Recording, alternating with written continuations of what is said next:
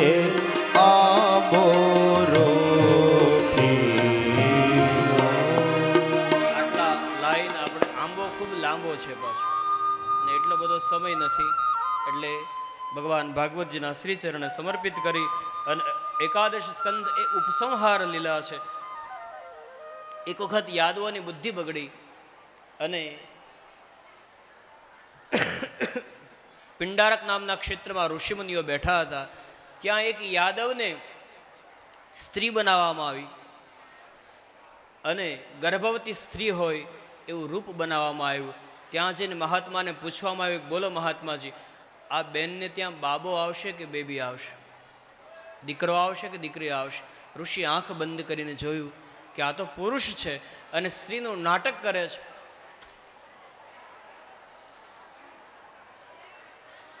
એના પેટ ઉપર મુશળ બાંધ્યું હતું.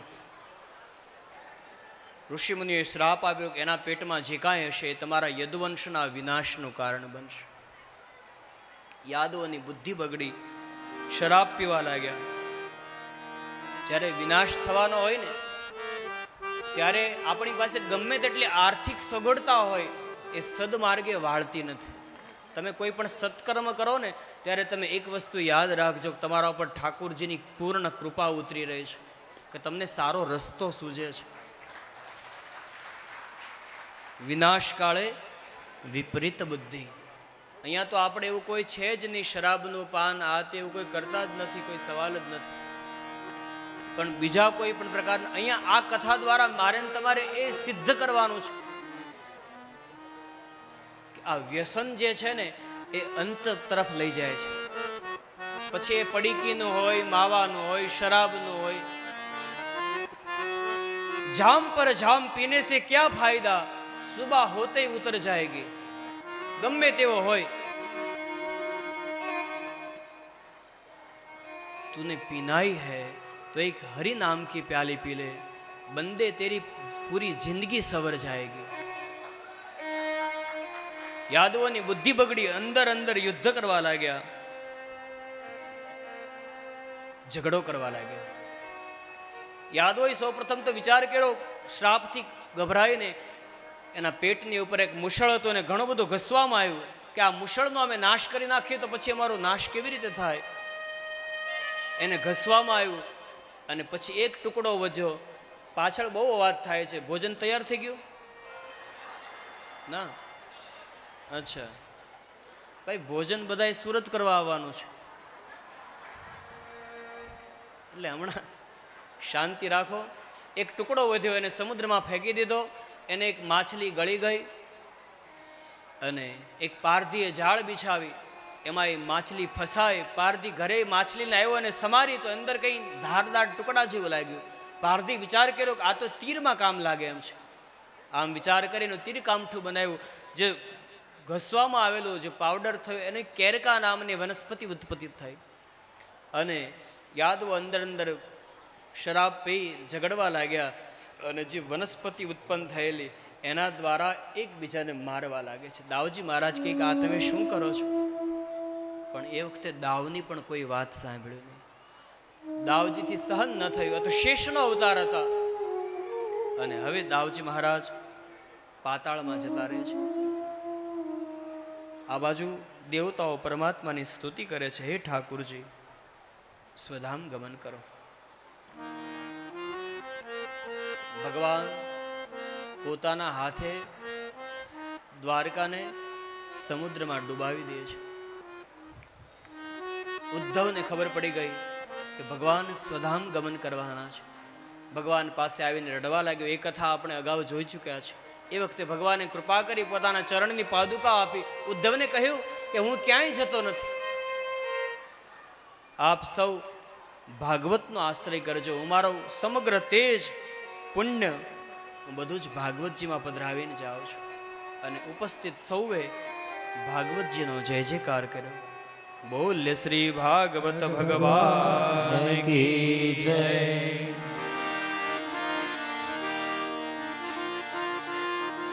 ઉદ્ધવને જ્ઞાનોપદેશ આપે છે, ખૂબ સુંદર છે. ઉદ્ધવ ભગવાનને ઘણા બધા પ્રશ્ન કરે છે. મૂર્ખ કોને કહે છે? ભગવાન કહે છે શરીરને હું સમજે એ મોટો મૂર્ખ છું. ઉદ્ધવ કહે છે દરિદ્ર કોણ છે? ભગવાન કહે છે જેને સંતોષ નથી એ મોટો દરિદ્ર છે. ઉદ્ધવ કહે છે શ્રીમંત કોણ છે? ભગવાન કહે છે પ્રાપ્ત પરિસ્થિતિમાં જે સંતોષ માને એ મોટામાં મોટો ધનવાન વ્યક્તિ છે. ઉદ્ધવ કહે છે પ્રભુ સાચો ધર્મ કયો, સાચું ધન કયું? ત્યારે ભગવાન કહે છે ધર્મ એ જ સાચું ધન છે. ઉદ્ધવ કહે છે પ્રભુ સ્વર્ગ એટલે શું અને નર્ક એટલે શું? ત્યારે ભગવાન કહે છે ઉદ્ધવ, જ્યારે મન બગડે ત્યારે માનવું કે હું નર્કમાં છું, અને મન સુધરે તો માનવું કે હું સ્વર્ગમાં છું. ઉદ્ધવ, માણસનું મન એના મુક્તિ અને બંધનનું કારણ હોય છે. ભગવાન અંતિમ સમયે આ ઉદ્ધવને દિવ્ય ઉપદેશ આપે છે. સમયના અભાવે વધારે વિસ્તાર પૂર્વક આપણે લઈ શકતા નથી. શ્રી સુખદેવજી મહારાજ વર્ણન કરે છે. અને હવે ભગવાન પીપળાના વૃક્ષની નીચે પગ ઉપર પગ ચડાવીને બેઠા છે. એ વખતે ભગવાનનો સારથી દારૂક આવે છે. ભગવાનની સામે હાથ છોડીને ઉભો રહ્યો અને કહેવા લાગ્યા દ્વારકાધીશ ચાલો, રથ તૈયાર છે. ભગવાન કહે છે દારૂક ભાઈ, તે ઘણા બધા સમય સુધી મારી સેવા કરી, મારો રથ ચલાવ્યો, પરંતુ હવે દારૂક તું અહીંયાથી જતો રહે, હવે તો મને લેવા માટે થઈને કોઈક બીજો રથ આવવાનો છે. દારૂક રડી પડ્યો, પ્રભુ તમે આ શું બોલો છો? દારૂકને જ્ઞાન આપી અને ત્યાંથી એને વિદાય કર્યો. આ બાજુ પેલો પારધી શિકારની શોધમાં તીરકામઠો લઈને નીકળ્યો. દૂરથી જોયું તો ભગવાનના ચરણમાં પદ્મચિહ્ન ચળકાટ મારતું હતું. પારધી વિચાર કર્યો જરા નામનો, આ જરા એટલે ઉંમર. એકના એક દિવસે ભગવાનને પણ જરાથી તકલીફ થાય છે. કોઈ અહીંયા કાયમી ધોરણે રહેવા માટે આવ્યું નથી. જરા નામનો પારધી જોયું કે કોઈ પક્ષીની આંખ છે, કોઈ પ્રાણીની આંખ છે. આમ વિચાર કરી અને એ દિશામાં તીર છોડ્યું અને એ તીર સીધું ભગવાનના ચરણમાં વાગે છે.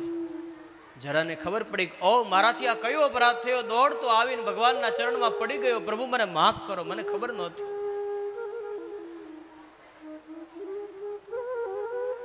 એ વખતે ભગવાન જરાને કહે છે કે જરા ચિંતા કરીશ નહીં. જરા કહે છે પરંતુ પ્રભુ મારી કઈ ગતિ થશે? વિના કારણ, કોઈ પણ દોષ વિના મેં તમને તીર ચલાવ્યું તમારા પર. ભગવાન કહે છે કે જરા હું જેને મારું એને તો તારું જ છું, પરંતુ જરા જે કોઈ મને મારે ને એને પણ હું મારા દિવ્ય ધામની ગતિ આપું છું. અને આટલું સાંભળતા જરા નામનો પારધી ચોધાર અશ્રુએ રડી પડ્યો. ત્યારે ભગવાન કહે છે જરા શું કામ રડે છે? આ તો આપણા બંનેનો જે અગાઉનો થોડોક વ્યવહાર હતો એ ચૂકતે થાય છે. જરા કહે છે પ્રભુ કયો વ્યવહાર? ભગવાન કહે છે જરા પૂર્વ જન્મની અંદર હું રામ હતો અને એ વખતે તું વાલી હતો, તારો કોઈ અપરાધ નહોતો, છતાં પણ એક ઝાડની પાછળ છુપાઈને મેં તને તીર માર્યું હતું. આ કૃષ્ણ અવતારની અંદર હું કૃષ્ણ બન્યો ને તું જરા નામનો પારધી બન્યો. આપણા પૂર્વ જન્મનો જે કાંઈ હિસાબ હતો અત્યારે હું ચૂકતે કરું છું. કર્મનો હિસાબ ભગવાને પણ આપ્યો અંત સમય, તો પછી મારીને તમારી શું? જે કાંઈ પ્રવૃત્તિ કરી છે, જે કાંઈ કર્મ કરીએ છે, ઈશ્વર સંકલ્પિત કર્મ કરજો, કારણ કે કર્મના બંધનમાંથી ભગવાન પણ બાકાત રહી શક્યો નથી.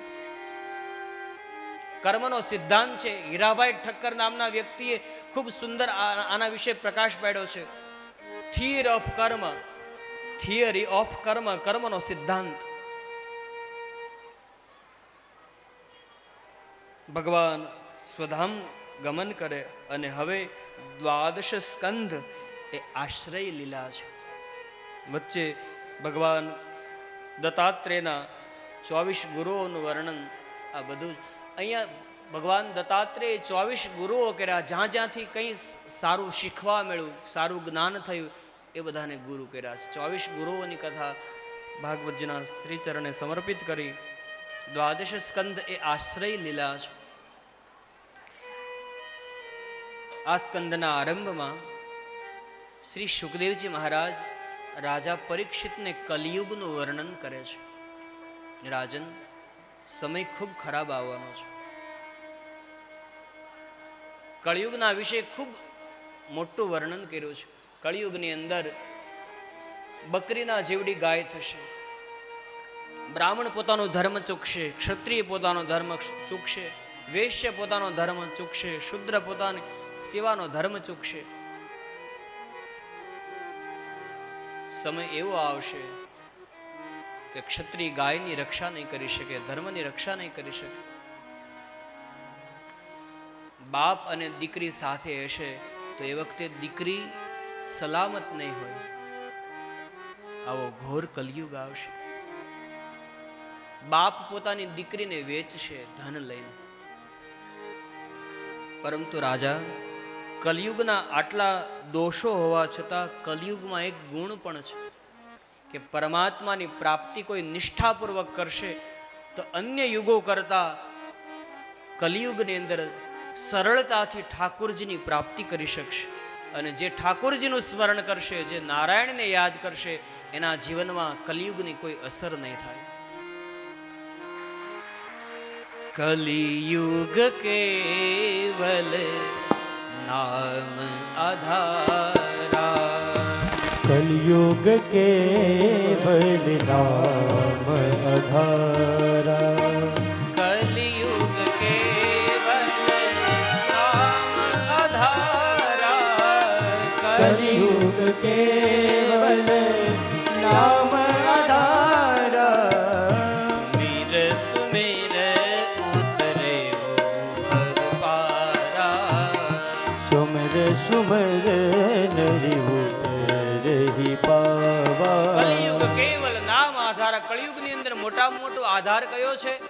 ભગવાનના નામનો આધાર છે. જે ભગવાનના નામનો આધાર કરશે એને કલિયુગની કોઈ અસર નહીં થાય. અને હવે અંતિમ ઉપદેશ આપતા શ્રી સુખદેવજી મહારાજ કહે છે કે રાજન, આજે 7મો દિવસ છે. કોઈ પ્રશ્ન રહે છે બાકી? તો એવું નહીં વિચારીશ કે આજે 7મો દિવસ છે, મારી પાસે સમય નથી. રાજન, હું તારી સમક્ષ બેઠો છું ત્યાં સુધી 7 દિવસ નહીં 70 વર્ષ પસાર થશે તો પણ તક્ષકની તાકાત નથી કે અહીંયા આવી શકે. માટે એવું ન વિચાર કરીશ કે મારી પાસે હવે સમય નથી રહ્યો.